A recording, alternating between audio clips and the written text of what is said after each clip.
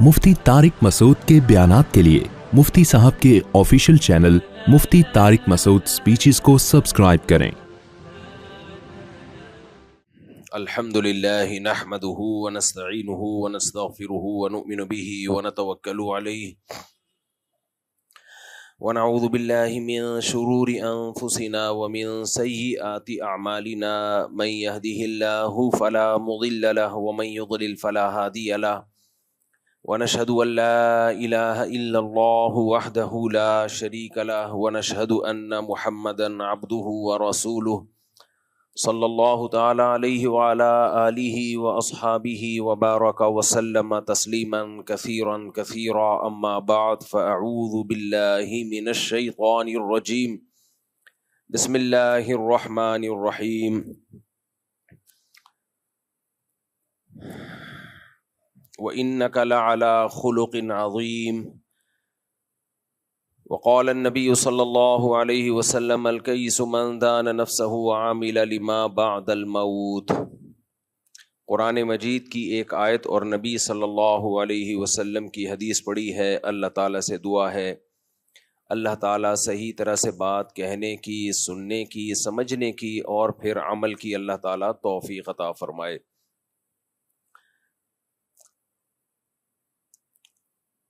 पहले ज़माने में इस बात का लोग बहुत ज़्यादा ख्याल किया करते थे कि किसी से इस्लाही ताल्लुक़ हो और हम उससे अपनी इस्लाह करवाएं।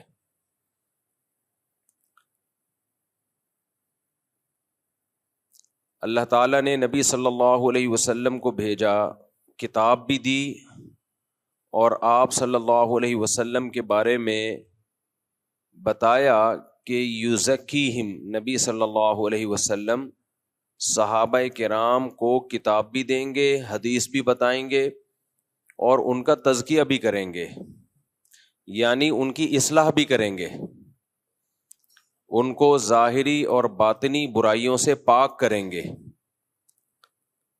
तो नबी सल्लल्लाहु अलैहि वसल्लम की जिम्मेदारियों में एक बहुत बड़ी जिम्मेदारी ये थी कि अपने साथ उठने बैठने वालों को, अपने ऊपर ईमान लाने वालों को सही इंसान बना देना,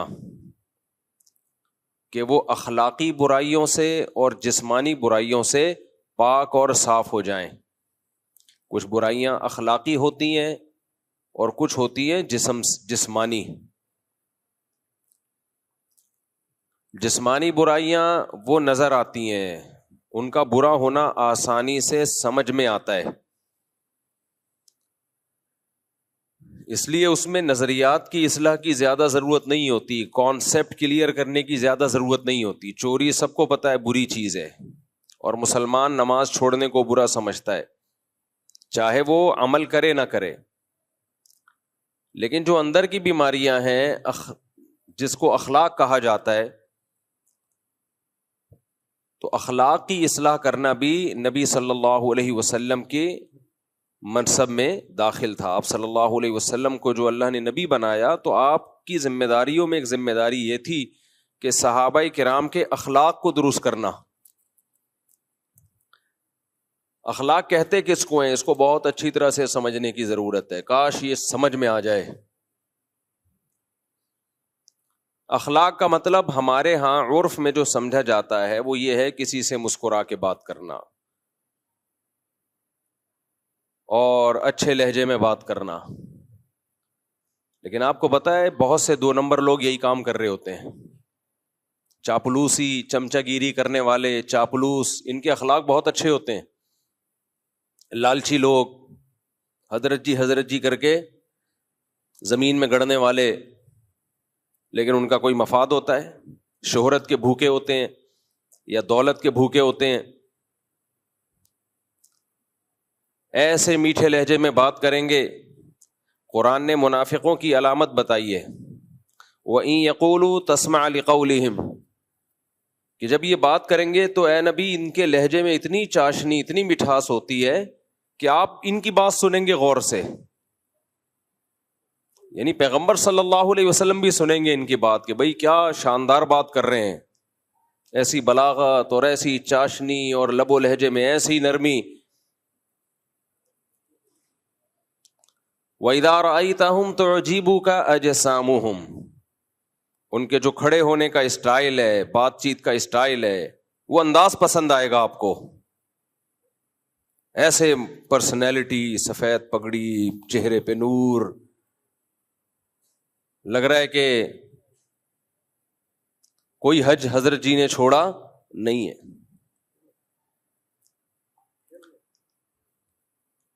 تو یہ بھی ایک اخلاق. تو خوب اچھی طرح سمجھ لیں، اخلاق کا مطلب صرف یہ نہیں ہوتا کہ لوگوں سے مسکرا کے بات کی جائے، یہ بھی اخلاق کا ایک مظہر ہے، با اخلاق لوگوں کی ایک ظاہری علامت ہے. لیکن اخلاق اس کو نہیں کہتے. اخلاق کسے کہتے ہیں؟ عربی میں یہ جو اخلاق کا لفظ ہے یہ جمع ہے خلق کی. کس کی جمع ہے یہ؟ خلق. خلق کہتے ہیں طبیعت کو، نیچر کو، جس پہ انسان کو ڈھالا جائے. اب گاڑی زبان استعمال کر رہا ہوں، تھوڑی آسانی سے سمجھاؤں گا. دیکھو، جس سانچے میں کسی چیز کو ڈالا جائے، لکوڈ چیز کو، وہ اسی سانچے کے حساب سے ڈھل جاتی ہے. کیا خیال ہے؟ ادھر توجہ، توجہ کدھر؟ میری طرف. آپ اگر پانی جو لکوڈ ہی ہوتا ہے، آپ اس کو جگ میں ڈالو اور جما دو تو وہ جگ بن کے نکل آئے گا. کیا خیال ہے؟ آئس کیوب میں ہم برف ڈالتے ہیں، برف کے ٹکڑے اسی سائز کے بن جاتے ہیں جس سائز کے وہ آئس کیوب کے خانے ہیں. تو جس سانچے میں آپ لکوڈ چیز کو ڈالو گے، جس سانچے میں ڈھالو گے، وہ وہی چیز بن کے نکلے گی. تو انسانوں کے بھی سانچے ہوتے ہیں، جسمانی سانچے بھی ہوتے ہیں اور روحانی سانچے بھی ہوتے ہیں. جسمانی سانچہ کیا ہے؟ وہ ڈی این اے ہے جو اللہ نے پانی میں بنا دیا. جب وہ پانی ماں کے رحم میں جاتا ہے تو اس پانی کے قطرے میں اللہ نے یہ لکھ دیا ہوتا ہے، یہ سانچہ بنا ہوا ہے کہ اس کی آنکھ کس کلر کی ہوگی، اس کی پلکیں چھوٹی ہوں گی کہ لمبی ہوں گی، اس کے ناخن کیسے ہوں گے، اس کے بال کیسے ہوں گے، اس کا چہرہ کیسے ہوگا، اس کی ناک، اس کے کان، اس کا قد بڑا ہوگا یا چھوٹا ہوگا، یہ موٹا ہوگا یا دبلا ہوگا. بچہ اسی حساب سے بنتا ہے جو ڈیزائن اللہ نے اس پانی میں بنا دیا. کسی کے ڈیزائننگ میں یہ ہوتا ہے بلیک کلر کا ہوگا، اتنا بلیک ہوگا اندھیرے میں نظر ہی نہیں آئے گا. کسی کی ڈیزائننگ میں یہ ڈال دیا ہوتا ہے انتہائی وائٹ، ایسا وائٹ ہوگا کہ روشنی میں نظر نہیں آئے گا. تو یہ ایک ظاہری سانچہ ہے جس میں اللہ انسان کو ڈھال دیتے ہیں. اس کو بھی خلق کہا جائے گا. تخلیق، خلق پیدا کرنے کو کہتے ہیں نا. اردو میں یہ لفظ سنا ہوگا بھائی، اردو میں خالق کسے کہتے ہیں؟ پیدا کرنے والا. تو خلق یہ خلق سے نکلا ہے. خلق جس سانچے میں پیدا کیا گیا، آپ کو ڈھالا گیا، اور اسی خلق کی جمع اخلاق آتی ہے. تو ایک جسمانی سانچہ ہوتا ہے، آپ کا ایک ظاہری اسٹرکچر ہوتا ہے، اور ایک آپ کا ایک باطنی اسٹرکچر ہوتا ہے. یہ جو باطنی اسٹرکچر ہے نا، کہ آپ کی عادات کیا ہوں گی، آپ کی طبیعت کیا ہوگی، لالچی ہوگے یا سخی ہوگے، بہادر ہوگے یا بزدل ہوگے، بے وفا ہوگے یا وفادار، مطلب پرست ہوگے یا شکر گزار ہوگے، شہرت کے بھوکے ہوگے، دولت کے بھوکے ہوگے یا استغنا کے ساتھ زندگی گزارو گے،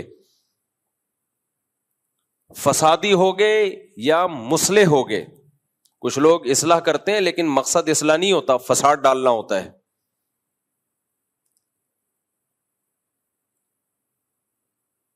تو یہ ساری چیزیں یہ انسان کے باطنی اخلاق ہیں. ناشکرا، شکر گزار. تو یہ جو باطنی اخلاق ہیں، ان پہ جس طبیعت پہ انسان ڈھلتا ہے نا، ہر انسان کی ایک الگ نیچر ہوتی ہے. اس ڈھلی ہوئی طبیعت کو کیا کہا جاتا ہے؟ اخلاق. سمجھ رہے ہو کہ نہیں سمجھ رہے؟ اس ڈھلی ہوئی طبیعت کو کیا کہا جاتا ہے؟ اخلاق. خلق کی جمع. قرآن کہتا ہے انک لعلی خلق عظیم، اے نبی آپ کو بہترین خلق پر پیدا کیا گیا ہے، آپ اس بہترین اخلاق پر ہیں۔ تو ظاہر ہے نبی صلی اللہ علیہ وسلم جب بہترین اخلاق پر تھے تو آپ کی صحبت جنہوں نے اٹھائی اور آپ سے جنہوں نے سیکھا ان کے اخلاق بھی بہترین، پھر جنہوں نے صحابہ سے سیکھا، تربیت لی، تزکیہ کروایا، ان کے اخلاق بھی بہترین۔ یہ سلسلہ سینہ بسینہ آج تک چلا آ رہا ہے اور قیامت تک چلے گا۔ تو یہ صحبت کے بغیر، با اخلاق لوگوں کی صحبت کے بغیر اس چیز کا حاصل کرنا مشکل نہیں بلکہ بہت مشکل ہے۔ اب وہ اخلاق ہیں کیا جس سے ہم نے اپنے آپ کو آراستہ کرنا ہے، جس کو کہتے ہیں نا با اخلاق آدمی ہے۔ ہم تو با اخلاق کا مطلب وہی لیتے ہیں، ہر وقت بتی سیدھی کھاتا رہے، مسکراتا رہے، غصہ ہی نہ آئے کبھی کسی بات پہ، اس کو تھینک یو کہتا رہے، ہر ایک سے جھک کے ملتا رہے۔ ٹھیک ہے، یہ بھی اچھی بات ہے، لیکن شریعت میں اخلاق کا یہ تصور بولو نہیں۔ بعض دفعہ غصہ کرنا اخلاق کا تقاضا ہے، سخت لہجے سے بات کرنا آپ کے با اخلاق ہونے کی علامت ہے، جھک کے نہ ملنا آپ کے با اخلاق ہونے کی علامت۔ چاپلوسی کرنے والے جھک کے مل رہے ہوتے ہیں۔ تو اسلام میں اخلاق کا تصور یہ ہے کہ آپ کے دل میں لالچ نہ ہو، آپ شہرت کے بھوکے بولو نہ ہو، آپ میں دولت کی ہوس بولو نہ ہو، آپ میں تکبر نہ ہو کہ ہم چما دیگرے نیس، میں ہی ہوں دنیا میں ایک پیدا ہوا جس کو سب پتہ ہے، باقی سارے کیا ہیں؟ بے وقوف۔ اپنی رائے کو ہمیشہ سپیریئر سمجھنا کہ میں غلطی نہیں کرتا، میری رائے ہمیشہ کیا ہوتی ہے؟ درست، باقی سب غلط۔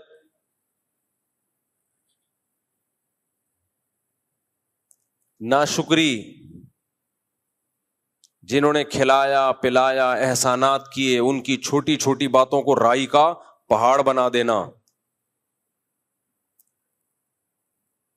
کسی شخصیت کے بڑے ہونے یا چھوٹے ہونے کا لحاظ کیے بغیر ہر ایک سے ایک جیسا معاملہ رکھنا، یہ بھی بد اخلاق کا آدمی کی علامت ہوتی ہے۔ کون خاندان کا بڑا ہے، کون آپ کا محسن ہے، نہیں بھائی سب کو ایک لاٹھی سے ہانکا جائے۔ عورت کا اپنے شوہر کو ویلیو نہ دینا، احترام نہ کرنا، وہ سمجھنا کہ میں اور یہ برابر ہیں، یہ بھی بد اخلاق عورت کرتی ہے ایسا۔ بھائی اگر دونوں ایک جیسے ہوتے تو یہ آپ کو چھوڑ دے، آپ کی کیا حیثیت رہے گی سوسائٹی میں؟ آج ہماری خواتین یہ بات بہت کہتی ہیں کہ جتنی ضرورت مرد کو ہماری ہے ہمیں اتنی ہی ضرورت ہے۔ نہ، آپ کو مرد کی ضرورت زیادہ ہے۔ اللہ نہ کرے وہ آپ کو چھوڑ دے، منہ کالا کرنے کے لیے اس کے پاس عورتیں بہت ہیں۔ یہ تو شریعت کا پابند ہے کہ اس نے، شریعت نے حلال پر کی باؤنڈری کھینچ دی ہے، ورنہ انگریز تو شادی وادی تھوڑی کرتا ہے، وہ اس کو پتا ہے عذاب جان ہے بھائی بیوی بنانا، نائٹ کلبوں میں روزانہ منہ کالا کرے گا۔ لیکن اسلام نے مرد کو پابند کیا کہ وفا کرو، اس کے علاوہ کسی اور عورت کی طرف مت جاؤ اور ساری زندگی اس کا نان نفقہ اٹھاؤ۔ کتنی بھاری بھرکم قیمت دیتا ہے ہماری سوسائٹی کا مرد عورت کے لیے، مگر میڈیا اس کو بد اخلاق بنا رہا ہے اور مرد کے مقابلے میں لا کے کھڑا کر رہا ہے۔ کھلے دلوا کے نا، کھلا لے لو اور تم انڈیپینڈنٹ زندگی گزارو، تمہیں کسی کی ضرورت نہیں ہے۔ اسلام نے کیا کہا؟ بھئی یہ تمہارا محسن ہے، اس کی کڑوی کسیلی برداشت کر لو۔ لو كنت آمر احدا ان يسجد لاحد لامرت النساء ان يسجدن لازواجهن، سجدے کا حکم ہوتا تو عورت کو حکم دیتا شوہر کے سامنے سجدہ کرے۔ یہ باتیں پہلے مائیں بچیوں کو سکھاتی تھیں۔ بھائی اونچ نیچ ہر گھر میں ہوتی ہے، برداشت کر لو۔ نہ آج کل اینٹ کا جواب پتھر سے۔ لیکن آپ ان خواتین کو دفتروں میں دیکھیں، nice to meet you, attitude ایسا خاندانی، باس کے ساتھ ایسے ان کا جو بیہیویئر ہے باس کے ساتھ بڑا زبردست. تو بھائی ہم برابر کے ہیں، برابر کے ہونے میں بھائی مرد کا فائدہ ہے. مرد کہے گا برابر کے ہیں نکلو پتلی گلی سے یہاں سے. انگریز کی بیوی اور انگریز برابر ہوتے ہیں، اس لیے انگریز کہتا ہے کہ شادی کرو. 50 سال میں بڈھے ہو کے تو کر رہا ہوتا ہے بیچارہ شادی. ہمارے ہاں ٹین ایجر لڑکے پھنس چکے ہیں میری بیانات سن کے. 18 20 سال کے لونڈے شادی کر کے میرے بیانات سن کے شادی کی اور پھنس گئے. کیوں پھنس گئے؟ ادھر ادھر منہ نہیں مار سکتے. وہ رات کو جلدی گھر پر آئیں گے، سارا نان نفقہ اس کا اٹھائیں گے. وہ یہ تو عیاشی کی عمر تھی ان کی، لیکن انہوں نے اپنے آپ کو باؤنڈ کر لیا ایک عورت کی وفا کے لیے. تو پھر اسلام عورت کو بھی کچھ احکام دیتا ہے، یہ تمہارے سر کا تاج ہے، تو اس کو عزت دو، اس کو رسپیکٹ دو. یہ تمہارا بوائے فرینڈ نہیں ہے، یہ گھر کا سربراہ ہے. تو اخلاق کے ہمارے ہاں معیار ہی چینج ہو چکے ہیں. ہم گوروں سے اخلاق سیکھ رہے ہیں. کس سے اخلاق سیکھ رہے ہیں آج کل؟ گوروں سے. تو حسد نہ ہو آپ میں، جیلسی نہ ہو، استغنا ہو، دوسروں کے ٹکڑوں پہ نظر نہ ہو. استغنا اور تکبر یہ دو دیکھنے میں ایک جیسی چیزیں ہیں، لیکن ان میں زمین اور آسمان کا فرق ہے. تکبر کسے کہتے ہیں؟ دوسرے کو نیچا سمجھنا. اور استغنا کسے کہتے ہیں؟ اپنے آپ کو مخلوق کا محتاج نہ سمجھنا. دیکھنے میں دونوں ایک جیسے ہیں.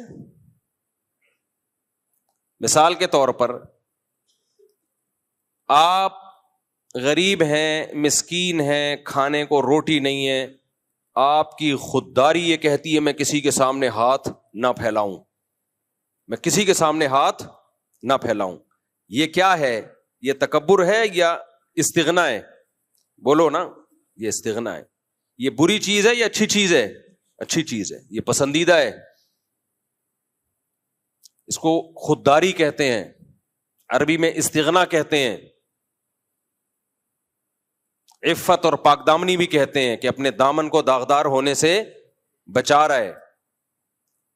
لیکن یہی معاملہ اگر باپ کے ساتھ ہو،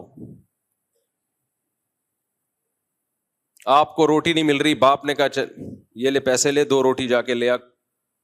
آپ کہہ رہے ہو ہم کسی کے ٹکڑوں پہ پلنے والے بولو نہیں ہے. وہی ماں کہہ رہی ہے یہ لے پیسے لے کچھ کھا لے جا کے.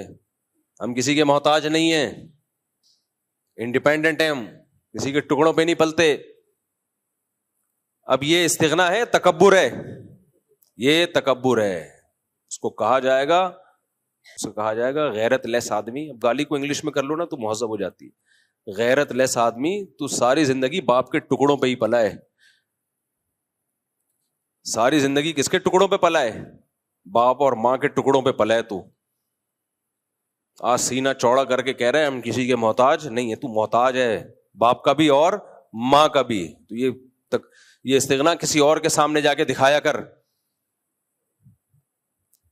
کسی اور کے سامنے جا کے دکھایا کر. آج ہماری جو ینگ جنریشن ہے اس کو استغنا اور تکبر ان دونوں میں فرق ہی ختم ہوتا چلا جا رہا ہے. بڑوں کے سامنے جھکا جاتا ہے بھائی، اپنے جیسوں کے سامنے انسان اپنی ٹانگ اونچی رکھتا ہے، لیکن خودداری ہے. آج کل خواتین بھی اس طرح کے تانے دیتی ہیں شوہر کو. 10 سال اس کی آمدن سے کھا پی کے اس کو نچوڑ دیا. اب پھر اس طرح کے تانے کہ ہم تمہارے ٹکڑوں پہ پلنے والے نہیں ہیں. مرد جب بڈھا ہو جائے نا ہماری سوسائٹی میں اس کے ساتھ بہت برا ہوتا ہے. ان خواتین کے ہاں جن کی دینی تربیت نہیں ہے، جس عورت کی دینی تربیت ہے، اچھے خاندان کی ہے، وہ بڑھاپے میں اپنے شوہر سے زیادہ محبت کرتی ہے. وہ بچوں کی سائڈ کبھی بھی نہیں لیتی. وہ بااخلاق ہوتی ہے. وہ کہتی ہے بھائی میری زندگی میں پہلے یہ آیا ہے, تم بعد میں. تمہیں بھی میں نے جو پالا ہے نا, اس نے شیلٹر دیا تھا تو اچھے طریقے سے پال لیا. یہ شیلٹر نہ دیتا تو دھکے کھاتی میں تمہیں لے کے. لہذا اب اگر کبھی جھگڑا ہوگا تو میں اپنے شوہر کی سائڈ لوں گی, بیٹوں کی سائڈ نہیں لوں گی. ایسی خواتین بھی ہے, عزت دار خاندان سے ان کا تعلق ہے, غیرت مند ہے, لیکن ایسی بھی ہیں کہ نچوڑ لیا اس کو. اب بیٹوں اور بیٹیوں کے ساتھ مل کے اس بڈھے کی ایسی کی تیسی کی ہوئی ہے. وہ بیچارہ سسک کے مر رہا ہے کیونکہ اب وہ کمانے کے قابل بولو نہیں رہا, نچوڑ لیا.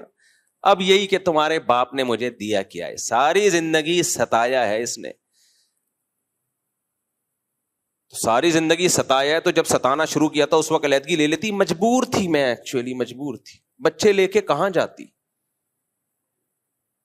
اس کا مطلب آپ کو اس کی ضرورت تھی نا.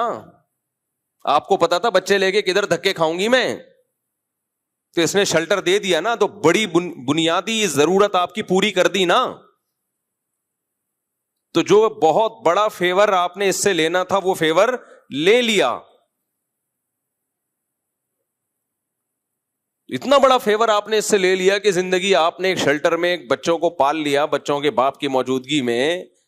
تو اب تو اس کے بھائی اگر کچھ ظلم زیادتی ہوئی تھی, اس کا مطلب اس کے ظلم کا لیول کم تھا, اس کے احسانات کا پلڑا بھاری تھا. تو جب اس وقت برداشت کر لیا اس لیے کہ ضرورت تھی, اب اس کو ضرورت ہے برداشت کر لو. نہ جب ہمیں ضرورت تھی تو برداشت کریں گے, بڈھے کو ضرورت ہے تو برداشت نہیں کریں گے. جتنا کھل کے بولتا ہوں تو خواتین جو مجھے گالیاں دیتی ہیں نا وہ خواتین ہی جانتی ہیں.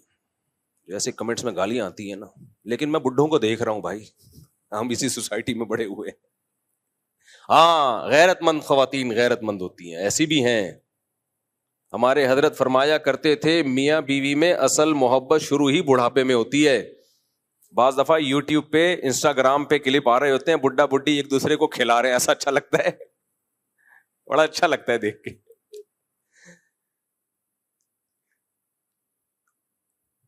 وہ ایک انسٹاگرام یا ٹک ٹاک پہ ایک ویڈیو آئی, ایک بوڑھا بیچارہ بیٹھا ہوا ہے, وہ جو بڑھیا ہے اس کی بیوی, وہ اس کو کچھ دلیا کھلا رہی ہے. میاں کے دانت ہی ختم ہو گئے نا, تو اس کو دلیا بڑا اچھا لگ رہا تھا.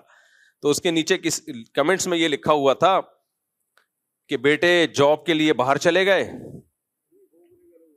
بیٹے بہوؤں کو لے کے الگ ہو گئے, بیٹیاں شادی کر کے اپنے گھروں میں چلی گئیں, جہاں سے چلے تھے ہم وہیں آ کے کھڑے ہو گئے. جب شادی ہوئی تھی اکیلے تھے. بیٹے بہوؤں کو لے کے مارکیٹ سے شارٹ اور بیٹیاں رخصت ہو کے گھر میں, اب بڈھا بڈھی دوبارہ اکیلے. تو جہاں سے اس رشتے کا آغاز ہوا تھا اینڈنگ بھی وہیں. لیکن یہ ان کے ہوتا ہے جن کے 2 بچے ہوتے ہیں, یہ مالداروں کے ہوتا ہے. یہ نحوست اللہ نے کس کے لیے رکھی ہے؟ پیسے والوں کے لیے. جن کے دل چھوٹے ہوتے ہیں, بنگلے 1000 گز کے ہوتے ہیں. ایک آدھ بچہ امریکہ چلا گیا, ایک جاپان چلا گیا, ایک بیٹی تھی وہ چلی گئی. بڈھا بڈھی ایک دوسرے کو کب تک دلیا کھلاؤ گے بھائی, کب تک کھلاؤ گے؟ بڑھاپا انہی کا مزے کا گزرتا ہے جن کے ہول سیل کے حساب سے اولادیں ہوتی ہیں. اور قرآن کے الفاظ دیکھو یار, الفاظ دیکھو قرآن کے. مشرکین مکہ میں ولید ابن عتبہ تھا, عتبہ ابن ولید تھا, نام میں بھول رہا ہوں اس کا, بڑا کافروں کا ایک سردار تھا, بہت ہی متکبر قسم کا. اللہ نے اس کو بیٹے بھی دیے, بہت مال بھی بہت دیا, تو وہ بڑا فخر کرتا تھا اور نبی صلی اللہ علیہ وسلم کی مخالفت کرتا تھا کیونکہ اتنے بیٹے تھے, بڑا اسٹرانگ تھا نا.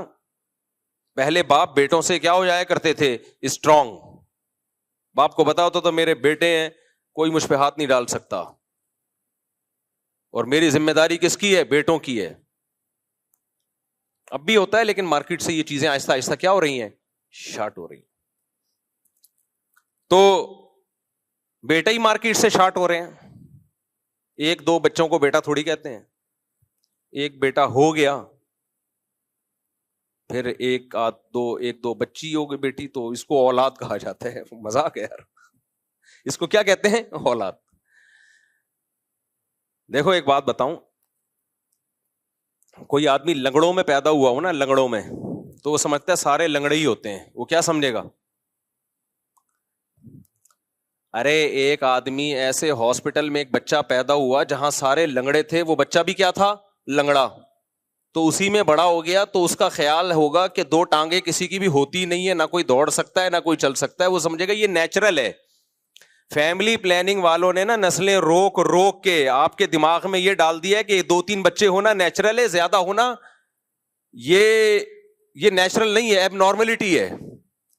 تو کبھی جا کے دیکھا کرو جن کے گھر بچے زیادہ, ان کی خوشیاں دیکھا کرو جا کے, تمہیں پتا چلے گا اصل میں یہ نیچرل ہے. ہم فطرت سے ہٹ گئے ہیں, ہم فطرت سے ہٹ گئے ہیں.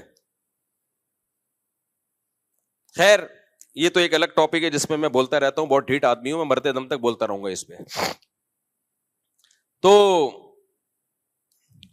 اب وہ جو سردار تھا اس کے بیٹے تھے, مال تھا, تو اللہ نے اس کو یہ بتایا کہ تم جو نعمتوں پہ اتنا فخر کرتے ہو, یہ نعمتیں تمہیں اللہ کے عذاب سے نہیں بچا سکتی.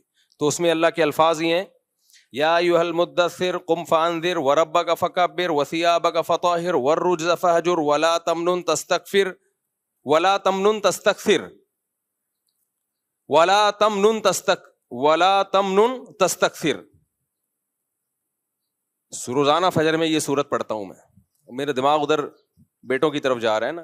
یا ایھا المدثر قم فانذر وربک فکبر وثیابک فطہر والرجز فہجر ولا تمنن تستکثر ولربک فاصبر فاذا نقر فی الناقور فذلک یومئذ یوم عسیر علی الکافرین غیر یسیر ذرنی ومن خلقت وحیدا وجعلت له مالا ممدودا وبنین شہودا. اللہ کہتے ہیں اس کو چھوڑ دو, اس کو ذرا چھوڑ دو, میں اس کو خود ہی نمٹوں گا. میں نے اس کو مال بھی دیا, یعنی اللہ اپنی نعمتیں گنوا رہا ہے, وبنین شہودا, اور حاضر رہنے والے بیٹے بھی دیے. اس سے پتا چلتا ہے بھائی بیٹے وہی اچھے ہوتے ہیں جو بڑھاپے میں حاضر ہوں. وہ بیٹے کسی کام کے نہیں ہے, بڑھاپے میں ایک امریکہ میں اور ایک کینیڈا میں جاب کر رہا ہو. بڑھاپے میں آپ کو بیٹے حاضر سروس چاہیے, تب فخر ہے آپ کے لیے. نہیں آئی میرا خیال ہے بات, دوبارہ سے بیان کر دوں, جس نہیں سمجھ میں آئے گا, تم لوگ ابھی بچے ہو, سمجھ میں بہت معذرت کے ساتھ نہیں آئے گا سمجھ. فیملی پلاننگ والوں نے اتنا ڈس لیا ہے نا, ایسا کروڑوں اربوں روپے خرچ ہوئے ہیں ان تحریکوں پہ. ڈرامے بنائے گئے ہیں جن کے زیادہ بچے ان کا مذاق اڑایا جائے, لطیفے بنائے گئے ہیں, اور ایڈورٹائزمنٹ کی گئی ہے تاکہ ہماری نسل کم ہو, کیونکہ ان کی نسل بڑھ نہیں رہی ہے, تو انہوں نے کہا اپنے دشمنوں کی نسل ہی کم کر دو اگر ہماری بڑھ نہیں رہی ہے تو. خیر, تو اللہ کہتے ہیں دیکھو میں نے کتنی نعمت دی انسان کو, میں نے اس کو مال بھی دیا, وبنین شہودا, اور بڑھاپے میں اس کے سامنے حاضر رہنے والے بیٹے بھی دیے. اللہ نے بیٹیوں کا ذکر اس لیے نہیں کیا, وہ تو رخصت ہو کے بہرحال گھر جائیں گی نا, وہ تو اپنے سسرال جائیں گی ہی جائیں گی, لیکن اللہ کہتے ہیں کتنی بڑی نعمت کے حاضر رہنے والے بیٹے دیے میں نے اس کو. تو اس سے پتا چلتا ہے بیٹا سچی مچی میں نعمت اسی وقت بنتا ہے جب وہ حاضر ہو. آج کل 1-2 بیٹے ہوتے ہیں وہ بھی حاضر نہیں ہوتے. کبھی خوشبو لگا کے نہ آؤ, میں تمہیں 1000 گز کے بنگلوں میں لے کے جاؤں گا اور بڈھوں کے حال دکھاؤں گا تمہیں, بڈھیا اور بڈھے کا حال بیچارے کا. بڑھیا کیا پڑی ہوئی ہوگی اور بڈھا ادھر پڑا ہوا ہوگا, صرف ایک کلپ آ جائے گا دلیا کھلاتے ہوئے, اس کے علاوہ کیا کریں گے. تو بیٹے وہی ہوتے ہیں جو آپ کے سامنے موجود ہوں, خیال کر رہے ہوں آپ کا, بڑھاپے میں آپ کا سہارا بن رہے ہوں, آپ کی خدمت کر رہے ہوں, آپ کو کھلا پلا رہے ہوں, اور احسان نہ جتلا رہے ہوں, فخر کر رہے ہوں. سمجھ میں آیا قرآن کیا کہہ رہا ہے؟ تو اس لیے میرے بھائی نسل بڑھاؤ اپنا بڑھاپے کے لیے, جلدی شادی کرو اور نسل کو بڑھاؤ. یہ جو آج کل ہے نا پیسہ ہی سب کچھ ہوتا ہے, بالکل بیکار قسم کی باتیں ہیں یہ. پیسہ ہی سب کچھ ہوتا تو سوئٹزرلینڈ میں سب سے زیادہ خودکشیاں نہ ہوتی. بعض موٹیویشنل اسپیکر بنے ہوئے ہیں اور پیسہ ہی سب کچھ ہوتا ہے, ان کا بڑھاپا دیکھنا حشر کیا ہوگا ان کا. ابھی سے پیش گوئی سن لو, پیسے میں ہی ڈوب کے مریں گے یہ. گرل فرینڈز رکھتی ہیں جب پیسہ زیادہ آتا ہے. اولادیں دیر سے ہوتی ہیں کیونکہ عیاشی میں لگے ہوئے ہوتے ہیں, کیونکہ پیسہ بہت. لیکن عیاشی کی ایک عمر ہے, اس کے بعد آپ کے دانت ہی اس قابل نہیں رہتے کہ آپ کھا سکو, اور آپ میں ڈیزائرز ہی ختم ہو جاتی ہیں ایج کے ساتھ بڑھنے کے ساتھ ساتھ. پھر گولیاں کھا کھا کے عیاشی کر رہے ہوتے ہیں, اس سے اور کباڑا ہو جاتا ہے. اس لیے حلال میں اللہ نے برکت, نعمت, خوشیاں رکھی ہیں. حرام میں لذت کی مثال ایسے جیسے کوئی چرس اور ہیروئن پی کے مزے اڑا رہا ہو. تو یہ مزے تھوڑی دیر کے تو ہیں, لیکن اس سے آپ کی زندگی کے حقیقی مزے کرکرے ہو جائیں گے. حلال کی لذتیں اللہ آپ سے چھین لے گا, اور جب وہ چرس ہیروئن نہیں ملے گی تو عذاب میں آؤ گے. یہی حال زانی کا ہوتا ہے, اور جو حرام عیاشیاں کر رہے ہوتے ہیں انہی کا یہ حال ہوتا ہے. تو یہ بات یہاں آئی کہاں سے؟ یہ جو بنی نہ شہودا حاضر سروس بیٹے, یہ بات آئی کہاں سے؟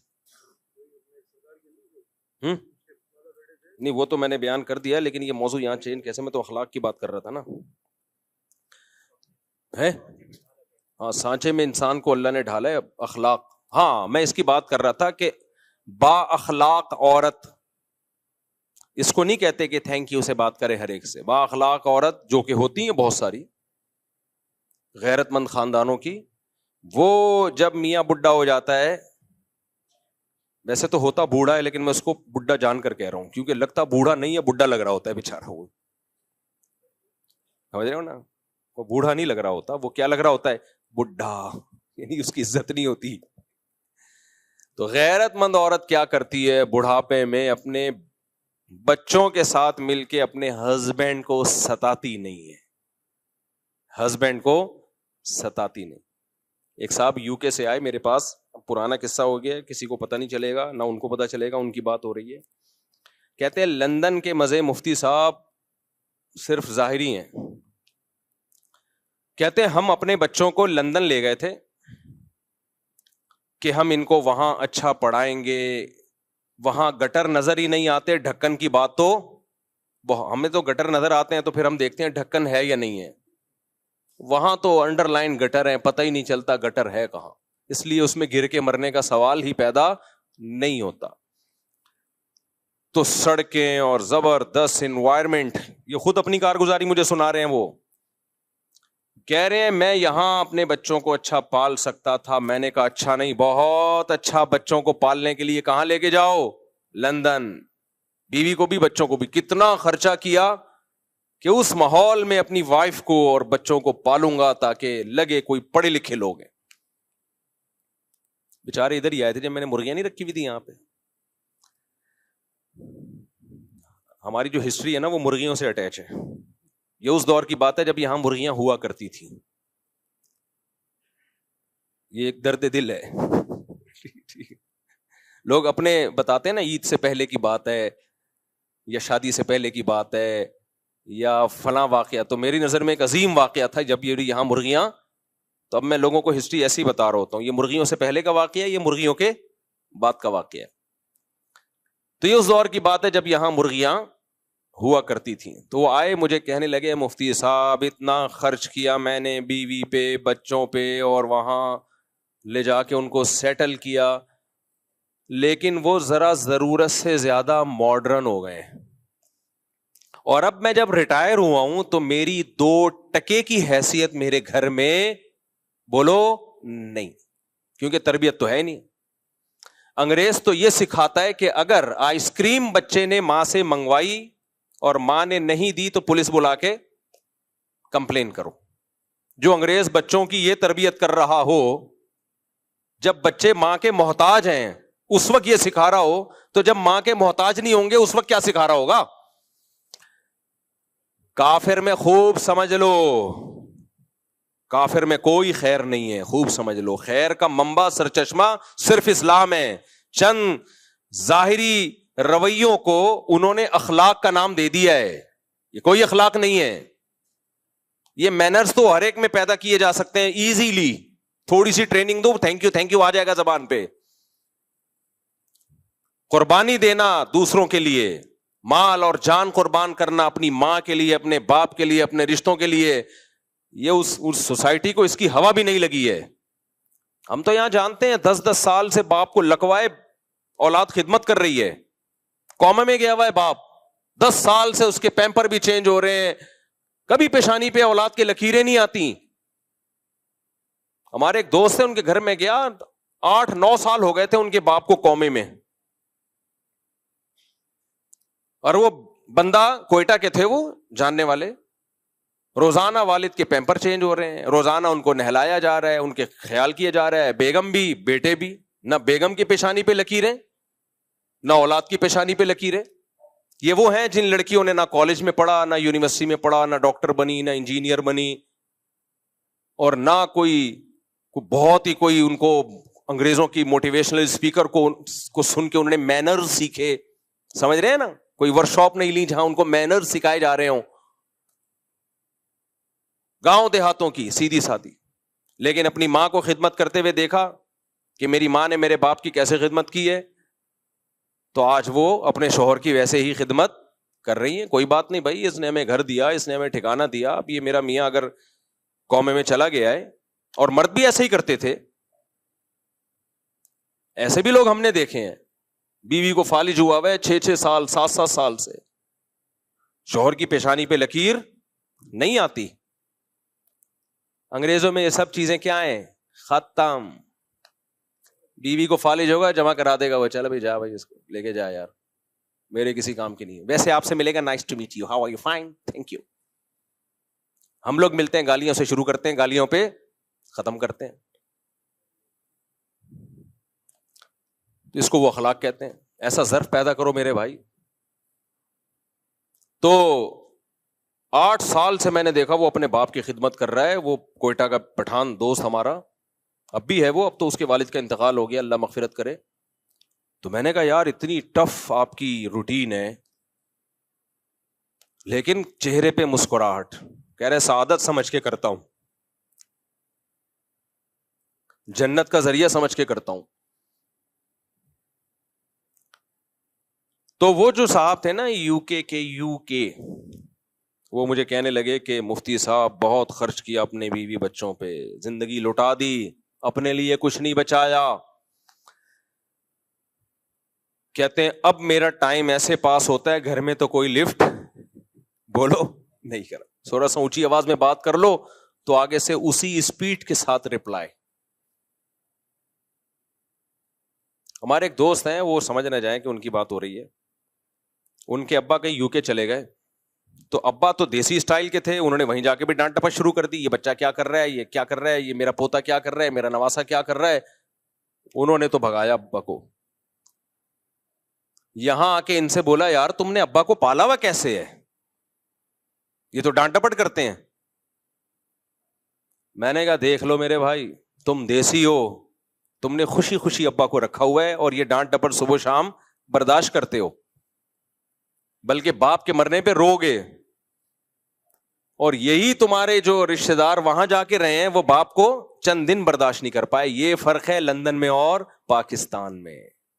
ہم ڈھکن لیس, گٹر ڈھکن لیس لوگ ہیں, لیکن اخلاق لیس بولو نہیں ہے. یہ جو ہمارے گٹروں کے ڈھکن نہیں ہے, یہ تو ہمارے حکمرانوں کی وجہ سے نہیں ہے بھائی, یہ تو ہمارے حکم. انڈیا ڈرا کیوں ہے ہم سے؟ اس نے جب کراچی کا حشر دیکھا, انہوں نے بولا ایسا حشر انہوں نے ہمارا کر دیا, ہمارا تو کسی کو منہ دکھانے کے قابل نہیں رہیں گے ہم لوگ. کیا خیال ہے بھائی؟ انہوں نے دیکھا کہ یار انہوں نے اپنے ملک کا جو حشر کیا ہوا ہے, ہمارے ملک پہ قبضہ کر کے اگر انہوں نے یہی کر دیا. ویسے ان کا بھی کوئی اتنا اچھا حال نہیں ہے, یہ تو ہم ویسے ایک لطیفے کے طور پہ بتاتے ہیں. وہاں بھی کوئی ایسا نہیں ہے کہ ڈیولپمنٹ کے کام ہو رہے ہیں اور اس کو انہوں نے سوئٹزرلینڈ بنا دیا ہو. خون ہمارا ایک ہی ہے. تو وہ مجھے کہنے لگے کہ مفتی صاحب بہت برے حالات میں ہوں, نہ بیگم لفٹ کراتی ہے اور نہ بچے. تو میں نے کہا پھر ٹائم کیسے پاس ہوتا ہے؟ کہتے شام کو ایک تھڑا ہے, میرے جیسے سارے بڈھے وہاں جمع ہوتے ہیں ستائے ہوئے, میرے جیسے سارے بڈھے وہاں بولو جمع ہوتے ہیں جو کہہ رہے سب کا تقریباً یہی حال ہے، الا یہ کہ کسی کو اللہ نے دین پہ چلنے کی توفیق عطا فرمائی ہو. تو سارے بڈھے جتنے بھی ہیں جو ریٹائر ہو گئے، جاب سے ریٹائر ہونا تو سمجھ میں آتا ہے، گھر سے بھی ریٹائر ہو گئے. کہہ رہے ہیں جب تک کھلا پلا رہے تھے تو تھوڑی بہت عزت تھی، اب اس سے گئے. یہی حال باپ کا بھی ہوتا ہے، اور جب ماں زیادہ بوڑھی ہو جائے گی نا، اس بیچاری کا بھی یہی حال ہونے والا ہے، پھر اس کا بھی یہی ہونے والا ہے. تو پھر وہ اس کو کہہ رہے ہیں کہ ہم سارے بڈھے ایک جمع ہوتے ہیں، پھر اپنا دکھ اور درد شیئر کرتے ہیں ایک دوسرے کے ساتھ. بتا آج تیری کتنی بےزتی ہوئی گھر میں. وہ کہتا ہے میری اتنی بےزتی ہوئی. بتا تیری کتنی بےزتی ہوئی. تو با اخلاق احسان فراموش بولو نہیں. جس سے کی آپ کو ضرورت ہے اس کے لیے تو سبھی جھک جاتے ہیں اس کے سامنے. دیکھو میں بار بار ماں باپ پر کیوں بولتا ہوں، کیونکہ ہم دنیا میں دیکھ رہے ہیں کہ حقوق کی آواز اٹھائی جا رہی ہے، خواتین کے حقوق کی، بچوں کے حقوق کی، جانوروں کے حقوق کی. قرآن نے سب سے زیادہ اگر حقوق کی آواز اٹھائی ہے تو ماں باپ کے حقوق کی. اب یار یا تو قرآن صحیح ہے یا انگریز صحیح ہے. قرآن بچوں کے حقوق کی بات کرتا ہے اتنی نہیں جتنی ماں باپ کی بات کرتا ہے. قرآن بہن بھائیوں کے حقوق کی بات کرتا ہے اتنی نہیں جتنی ماں باپ کے حقوق کی بات کرتا ہے. قرآن خواتین کے حقوق کی بھی بات کرتا ہے اتنی نہیں جتنی ماں باپ کے حقوق کی بات کرتا ہے. قرآن ریاست کے حقوق کی بھی بات کرتا ہے اتنی نہیں جتنے والدین کے حقوق کی بات کرتا ہے. قرآن پڑوسیوں کے حقوق کی بات بھی کرتا ہے اتنی نہیں جتنی والدین کے حقوق کی بات کرتا ہے. قرآن بیوی کے حقوق کی بات بھی کرتا ہے اتنی نہیں جتنی والدین کے حقوق کی بات کرتا ہے. قرآن شوہر کے حقوق کی بات بھی کرتا ہے اتنی نہیں جتنے والدین کے حقوق کی بات کرتا ہے. بات بھی زیادہ کرتا ہے اور اس کے لیے صیغے بھی الگ سے استعمال کرتا ہے. وہ والے صیغے ورڈنگ یوز نہیں کرتا جو بہن بھائیوں کے لیے یوز کرتا ہے. جب قرآن دیگر رشتہ داروں کی بات کرتا ہے تو حکم دیتا ہے اللہ تمہیں یہ کرو یہ کرو یہ کرو. جب ماں اور باپ کی بات کرتا ہے تو ووصینا وصیت کر رہے ہیں ہم تمہیں. قضا ربو کا فیصلہ کر دیا تیرے رب نے ایسا کرنا ہے تم نے. جو سینٹینس ہیں ان میں بھی بہت جان ڈال دیتا ہے قرآن. اور پھر قرآن جس ترتیب سے بیان کرتا ہے، قرآن ماں باپ جب حقوق کی بات کرتا ہے نا، دوسروں کے اپنے حق کے بعد نہیں بات کرتا. ماں باپ کے حقوق کی بات کرتا ہے تو اپنے بعد سب سے پہلے ماں باپ کی بات کرتا ہے. گورا نہیں کرے گا یہ بات. گورا فادر ڈے منائے گا لوگوں کو بیوقوف بنانے کے لیے، اور ہمیں بھی بیوقوف بنا دیا اس نے. ہمارے یہاں بھی یہ جو سیکولر لبرل لوگ ہیں نا، فادر ڈے اور مدر ڈے منا رہے ہیں. ان بیچاروں پہ مجھے بہت، ان کو اللہ نے دنیا میں ہی جہنم دے دی ہے یار. سیکولر اور لبرل ہو کے نا مولویوں کا مذاق اڑا کہ یہ داڑھی والے، یہ شلواریں ٹخنوں سے اوپر کر. یہ مولوی ہمیں تہذیب سکھائیں گے؟ تہذیب تو فلاں یونیورسٹی میں سکھائی جاتی ہے. پروفیسر صاحب کتنی اسٹائل میں بات کرتے ہیں. یہ مولوی لوگ تو فتوے جھاڑتے رہتے ہیں ایک دوسرے پہ. آنے دو بڑھاپا، ابھی عیاشی ختم ہوگی تمہاری. پھر جا کے دیکھا کرو مولویوں کے گھروں میں کیا ہو رہا ہے اور تمہارے گھروں میں کیا ہو رہا ہے. وہ ہے نا بھی لندن میں کیس آیا، آئس کریم ماں نے منگوائی. بی بی سی کی رپورٹ ہے نا، بی بی سی کی ہے نا. بچے نے آئس کریم منگوائی، ماں نے نہیں دی، بچے نے پولیس کو بلایا. اب ماں کو اندر تو نہیں کیا پولیس نے، لیکن آ گئی پولیس، تنبیہ کر کے چلی گئی ہے. اس میں بات کروں گا انشاءاللہ سوال جواب کے سیشن میں، کیونکہ ہمارا سیکولر لبرل طبقہ بہت اپریشیٹ کر رہا ہے کہ قانون اس کو بولتے ہیں بھائی. ایک بچہ بھی جب چاہے پولیس کو بلائے تو بلا سکتا ہے. یہ ہوتی ہے قانون کی مضبوطی. اور ہمارے ہاں ڈاکو گھر میں گھسے ہوئے آپ پولیس کو بلاؤ تو پولیس نہیں آتی. بھائی قانون کا مضبوط ہونا الگ بات ہے، مضبوط یا کمزور ہونا، درست اور صحیح ہونا الگ بات ہے. اس کو دیکھ رہا ہے ہمارا سیکولر طبقہ قانون مضبوط ہے، یہ نہیں دیکھ رہا کہ صحیح بھی ہے کہ نہیں ہے.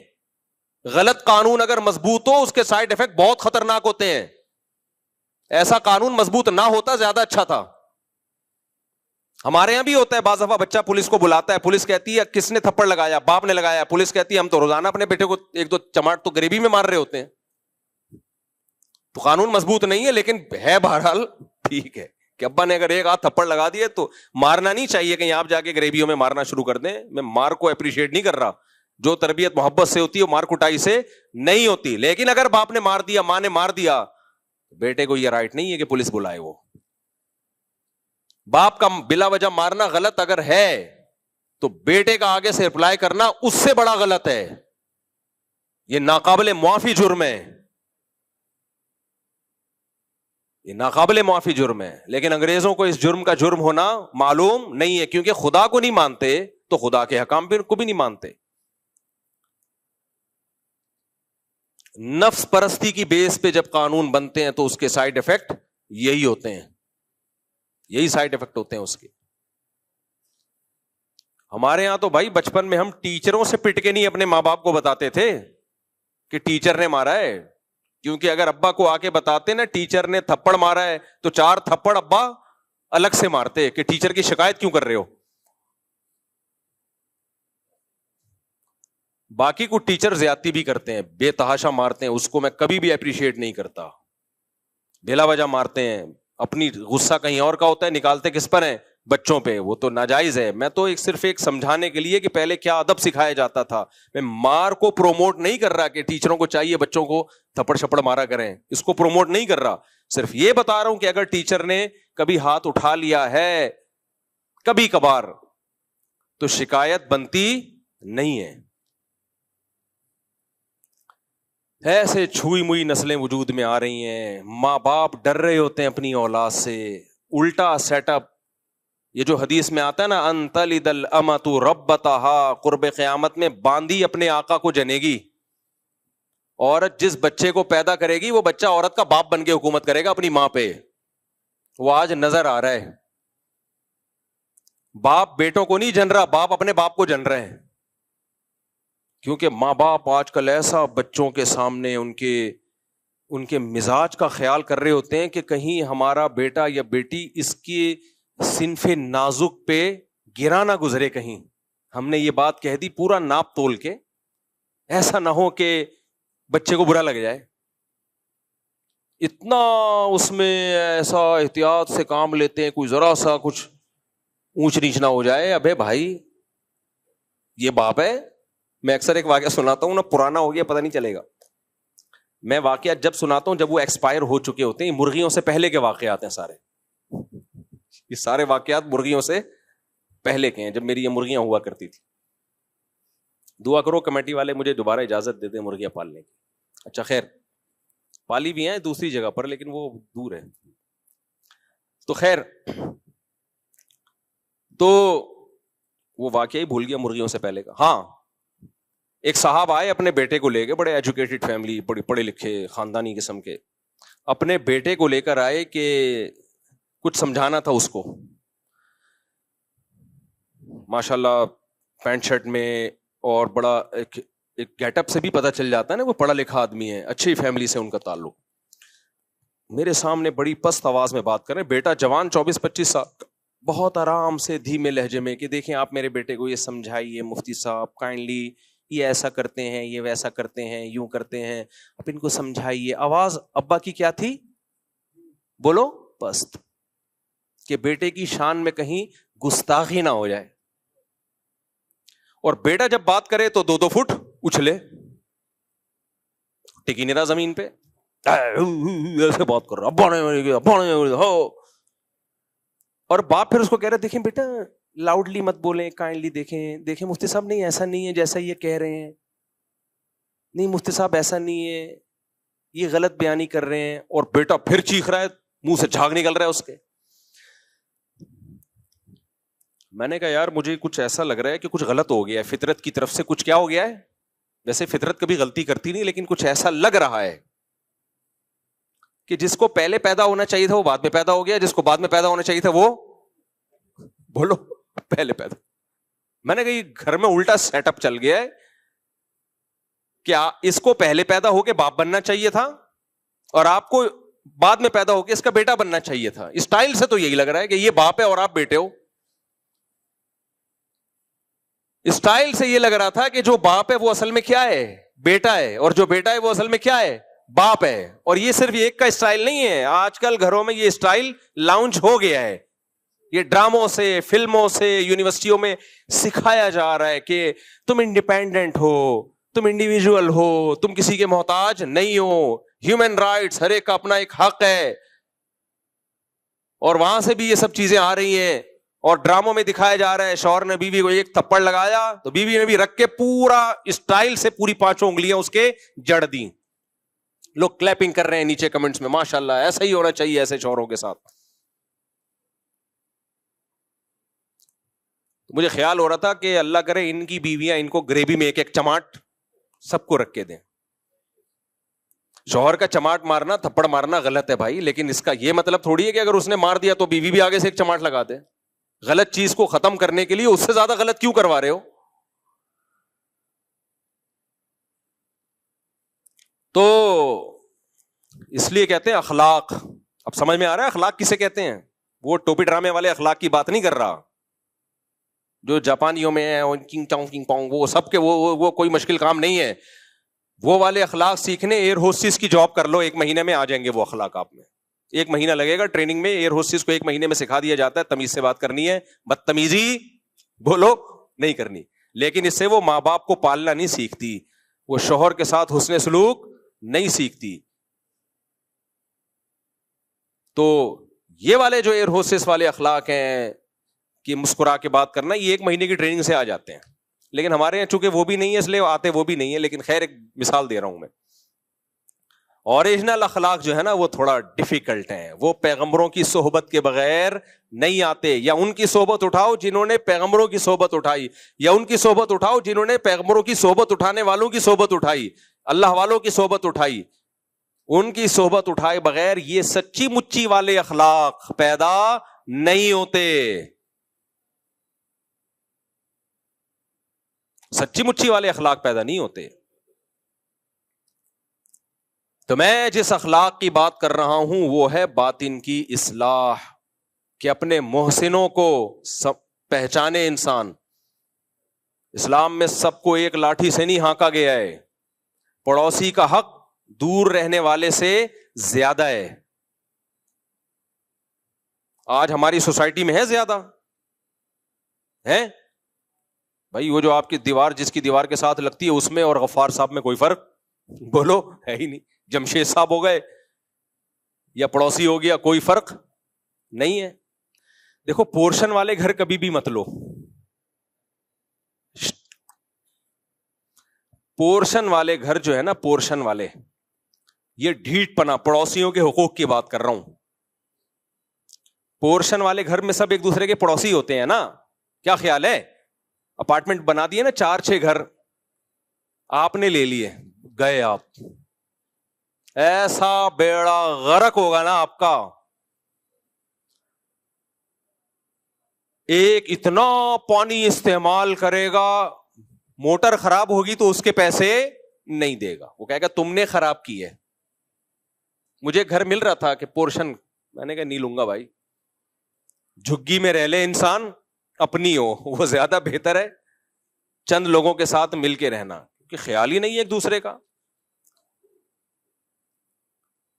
ٹینکی مشترک ہے تو ایک تو پانی پورا نہ چھوڑ رہا ہے, موٹر خراب ہو رہی ہے تو کوئی پیسے نہیں دے رہا. 4 پورشن ہوں گے, ہر ایک نے چھوٹی چھوٹی اپنی الگ الگ موٹریں لگائی ہوئی ہیں, لگانے کی جگہ ہے نہیں اتنی. آپ داخل ہو ایسا لگتا ہے کوئی فیکٹری ہے, ہر طرف موٹریں ہی موٹریں. پڑوسیوں کے حقوق کہاں گئے میرے بھائی؟ ایک صاحب جاننے والے, انہوں نے مجھے اپنے اوپر پورشن میں بلایا, ان کا پھڈا چل رہا ہے, تو پھڈا ختم کرنے کے لیے انہوں نے الگ اپنی ٹینکی لگا لی.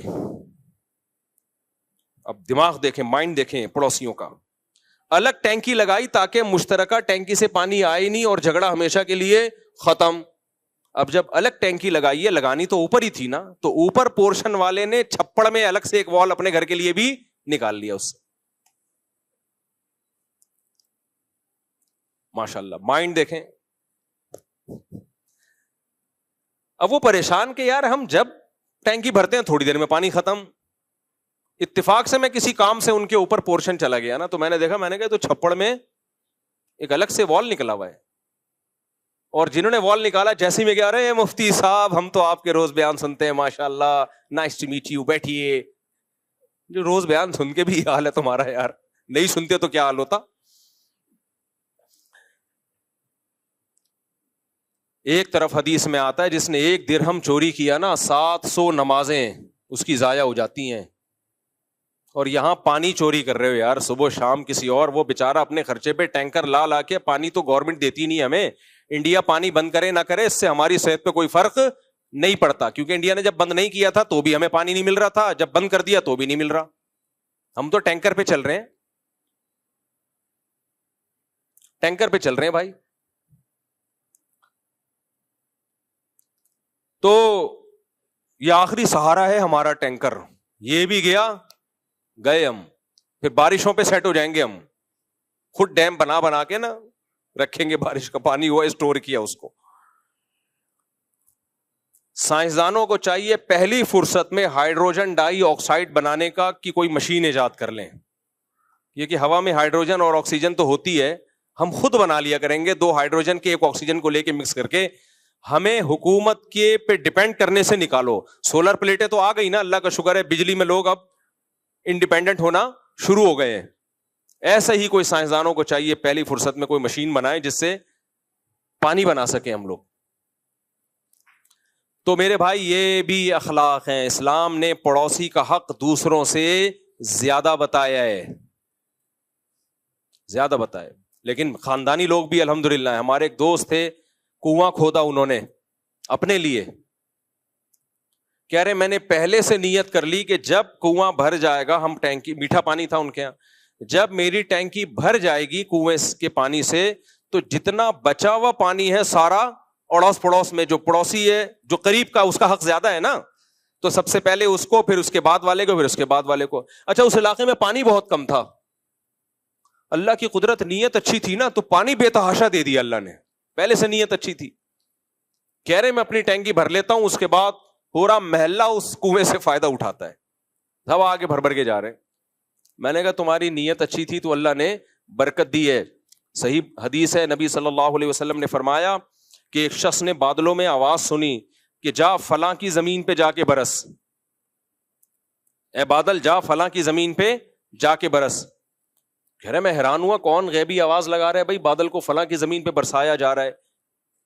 تو اس نے اس زمین والے سے پوچھا کہ بھائی تو کون سا ایسا عمل کر رہا ہے کہ بادل کو اسپیشل آرڈر دیا جا رہا ہے کہ تیری زمین پہ جا کے برس. کہہ رہے جو پیداوار ہوتی ہے 1/3 اس میں سے اللہ کی راہ میں صدقہ کرتا ہوں میں. نبی صلی اللہ علیہ وسلم نے فرمایا, دیکھو نبی کی باتوں پر ایمان ہونا, ایمان سے بڑی کوئی نعمت نہیں ہے. تو ان باتوں کو سننے میں مزہ بہت آتا ہے, یہ بے ایمان لوگوں کے لیے نہیں ہے. مزہ کس بات کا آتا ہے کہ ہمارا رب اور ہمارا مذہب کتنا اچھا ہے, ہمیں خرچ کرنے کی ترغیبیں دینے کے لیے کتنی پاورفل موٹیویشن ہے, کتنی پاورفل حوصلہ افزائی ہے.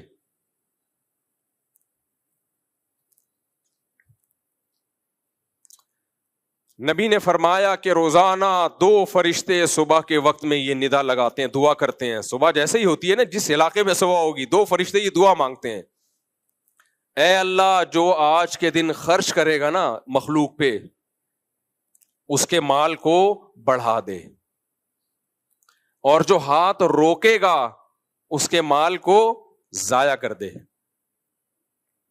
اللہ ویسے بھی یہ کام کر سکتا تھا نا, لیکن اللہ نے اس کام کے لیے 2 فرشتوں کی ڈیوٹی لگا دی ہے کہ روزانہ صبح اٹھ کے یہ دعا مانگنا.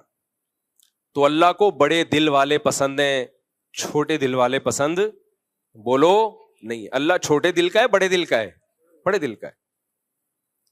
یہودیوں نے کہہ دیا تھا کہ اللہ ہمیں ترسا ترسا کے کھلاتا ہے, معاذ اللہ. وقالت الیہود ید اللہ مغلولہ, یہودی کہتے تھے اللہ کے ہاتھ تنگ ہیں, بہت تھوڑا تھوڑا دیتا ہے.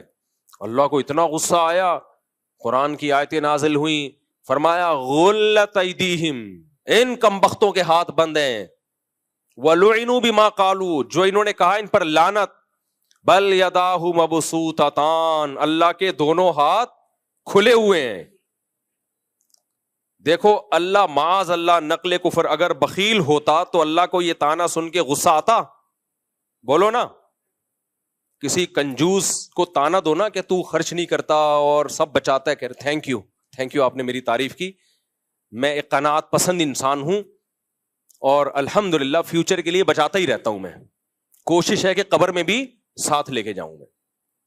شکریہ, آپ کے منہ سے اپنی تعریف سن کے بہت خوشی ہوئی, یوں بولے گا نا.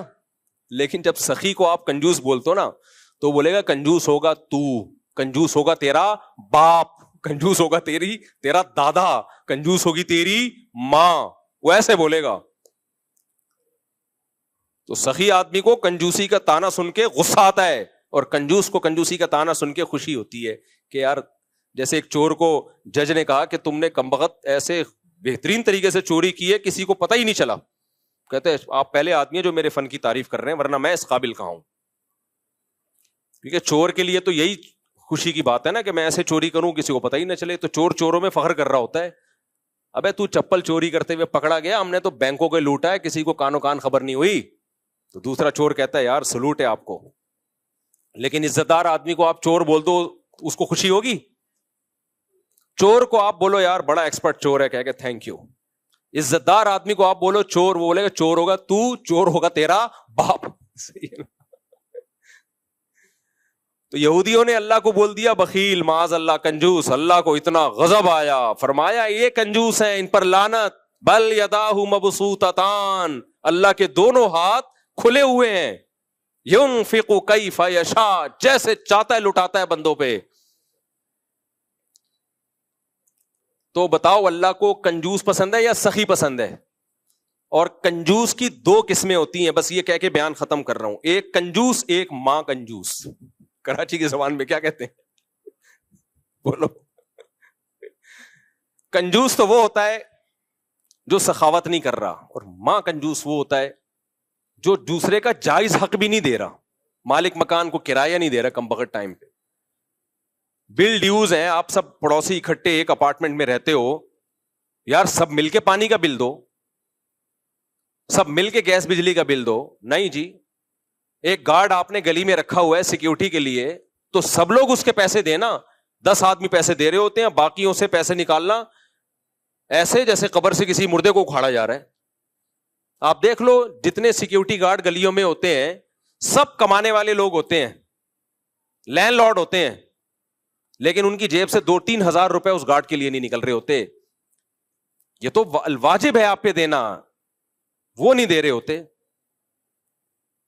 تو یہ بھائی کنجوسی کی سپرلیٹو ڈگری ہے. یہ وہ اخلاق ہیں جنہیں ہمیں درست کرنے کی بولو ضرورت ہے. اٹ از کالڈ اخلاق. باقی تھینک یو وینک یو والے بھی وہ بھی ضروری ہے, لیکن وہ اصلی پہلے کون سے ہیں؟ یہ والے اخلاق. دل بڑا کرو بھائی, تعریفیں کرنی نہیں چاہیے اپنی, کیوں ہم قابل تعریف بھی نہیں ہے. مجھے ابھی یاد آیا ہے کہ گیس کا بل میرے ساتھ جو پڑوسی ہیں نا انہوں نے 6 مہینے سے نہیں دیا, اکیلا میں ہی دے رہا ہوں, حالانکہ میٹر دونوں میں. ابھی مجھے یاد آیا ہے, کہہ کے تھک گیا. اب آپ کو کیا پتا کون سے پڑوسی. غیبت اس لیے نہیں ہے کہ میرے 4 پڑوسی ہیں. اگر کوئی پڑوسی آئے گا مفتی صاحب آپ نے ہمارا ذکر کر دیا, میں کہوں گا خالی تم تھوڑی ہو بھائی, 3 اور ہیں. تو اس لیے میرے پاس یہ آپشن ہے کہ میں جب پڑوسی کی غیبت کروں تو غیبت نہیں ہوگی. وہ آپ لوگ کے پاس یہ آپشن نہیں ہے. یہ 4 کا فائدہ ہوتا ہے.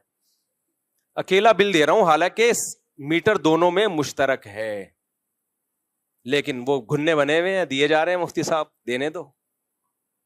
میں پھر مصروف ہوں, بھول جاتا ہوں میں. پھر 4 دن بعد خیال ہوتا ہے, جا کے دروازہ نوک کرو, بھائی بل دو یار, میں اکیلا کیوں دوں. اچھا مفتی صاحب کل دیں گے, اب ہم مصروف لوگ ہیں. پھر 6 مہینے بعد ہو سکتا ہے اگلی دفعہ جب مرغیاں آئیں تو اس کے بعد یاد آئے مجھے. تو یہ مارکیٹ میں کیا چل رہا ہے بولو, یہ چل رہا ہے مارکیٹ. اور ہمارے ساتھ تو کم ہو رہا ہے, میرے جو پڑوسی ہیں نا دوسرے اسی اپارٹمنٹ میں, ان بیچارے بوڑھوں کے ساتھ بہت برا ہو رہا ہے. وہ تو روزانہ شکایتیں لے کے آ رہے ہوتے ہیں, پانی کا بل مفتی صاحب میں اکیلا دے رہا ہوں, وہ نہیں دے رہے. گیس کا بل میں اکیلا دے رہا ہوں, فلاں نہیں دے رہا, گیس کاٹ کے چلے جائیں گے. میں نے کہا کٹنے تو گیس، کہہ رہے ہیں میرا تو بیڑا غرق ہو جائے گا نا، اس کا ہو یا نہ ہو. تو یہ ہے اخلاق. یہ کیا ہے؟ او بھائی جب ایک ساتھ رہتے ہو تو بڑھ چڑھ کے تعاون کرو، کیونکہ پڑوسی میں اور جمشید میں کیا ہے، جو دور کے رہنے والے ہیں، کوئی جمشید و غفار و ستار ہو، اس کے بجائے پہلا حق کس کا ہے؟ نبی نے تو یہاں تک فرمایا اگر کوئی کھانا بناؤ، پہلے غربت تھی، اس دور کے حالات تھے یہ، تو شوربہ زیادہ کر دو، اس میں سے پڑوسیوں کو بھی دے دو. اب اتنی غربت نہیں ہے، پڑوسی اتنے مالدار ہوتے ہیں کہ شوربہ زیادہ کرو گے وہ کھائے گا ہی نہیں، ہوگا کیا پتلا سالن بنا کے بھیج دیا. لیکن یہ بتایا گیا ہے بھائی اس کا خیال کرو. یہاں خیال نہیں کیا جا رہا، جو واجب حق ہے وہ بھی نہیں ادا کیا جا رہا.